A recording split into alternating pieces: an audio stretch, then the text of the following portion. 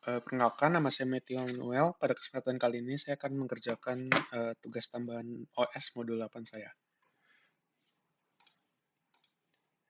Pada soal pertama itu menjelaskan fungsi readline dan strtalk dalam proses input parsing. Nah, pertama itu ada fungsi readline. Jadi dia akan menampilkan prompt, yaitu tanda panah 3 kali, dan dia akan menunggu input satu baris penuh. Nah, itu tidak menyertakan karakter /n ya. Kemudian dia akan return pointer ke buffer yang akan dialokasikan dynamically. Nah, kemudian jika ada EOF, maka akan return null. Nah, readline ini tuh unggul karena dia bisa editing, kayak bisa backspace, bisa kiri kanan. Juga kita bisa ada historinya, yaitu input sebelumnya kita bisa akses. Kemudian dia juga mengurangi boilerplate untuk membaca string yang panjang. Kemudian ada strtalk. Jadi dia itu akan memanggil pertama lalu memecah input pada karakter, misal pemisah. Misalnya kita tentukan spasi. Kemudian dia juga akan mengubah karakter pemisah tersebut menjadi /0 yang akan mengembalikan pointer ke token pertamanya. Lalu untuk pemanggilan strtalk selanjutnya, maka akan dilanjutkan dari posisi terakhirnya, lalu akan mengembalikan token berikutnya, atau null. Nah, dia tuh bersifat destruktif karena dia akan mengubah string aslinya, dan tidak aman untuk digunakan di beberapa thread. Tetapi dia cukup mudah untuk digunakan. Tetapi untuk pengaplikasian yang lebih kompleksnya, kadang kita perlu strtalk underscore r ataupun input parse yang lain. Kemudian untuk soal yang kedua, menjelaskan kode yang ada pada tugas pendahuluan.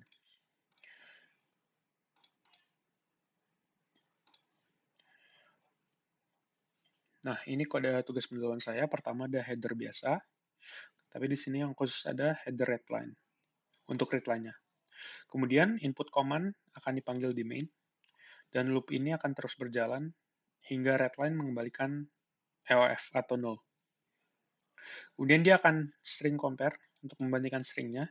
Jika inputnya exit, maka akan keluar. Jika inputnya bukan string kosong, maka kita akan lanjutkan parse.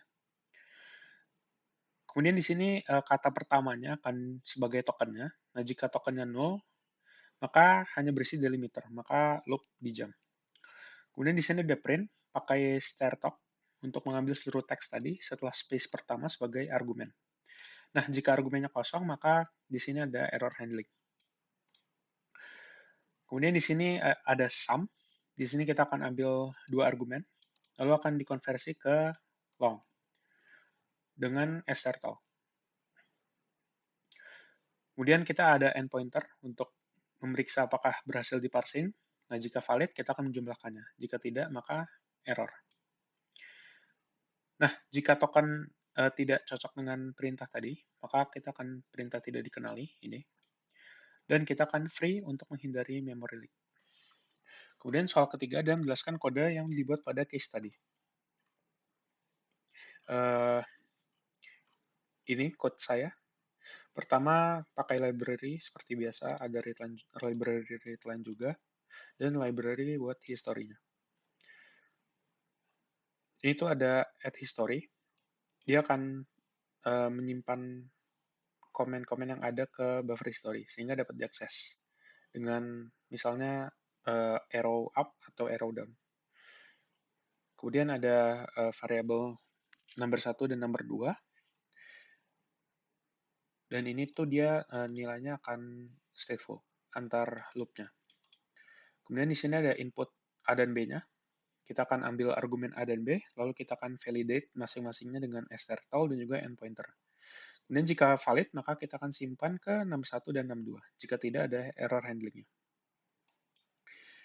Kemudian di sini ada add min mul div mod sort dan swap, yaitu menukar isi 61 dan 62. Kemudian saya membuat error handling, yaitu error modulus by zero, error division by zero di sini jika bagi 0, juga modulus jika by zero. Kemudian jika perintahnya tidak dikenali, maka akan ada error handlingnya juga, yaitu error unknown command. Nah, kemudian kita akan free biar ini. Di sini dapat dilihat outputnya sudah sesuai dengan ketentuan. Kemudian untuk kesimpulannya, kita bisa pakai readline untuk mempermudah interface yang kita bisa pakai untuk editing dan kita bisa cek historinya juga. Kemudian di sini string kita akan tokenisasi, pakai strtalk untuk membagi perintah dan argumen. Kemudian kita juga pakai strtal dan endpointer untuk memastikan input angkanya valid. Kemudian kita juga pakai global variable untuk menyimpan datanya sehingga tidak terpengaruh oleh komen-komen tadi. Lalu kita juga akan free buffer untuk mencegah terjadinya memory leak. Di sini saya juga membuat add history agar usernya lebih enak makainya. Juga yang terakhir disediakan error error handling di tiap-tiap ininya yang misalnya diperlukan, misalnya kayak invalid number lah, terus kayak division by zero, biar jadi tidak ada output-output yang tidak konsisten atau tidak sesuai dengan ketentuan yang diinginkan. Baik, begitu penjelasan dari saya. Terima kasih.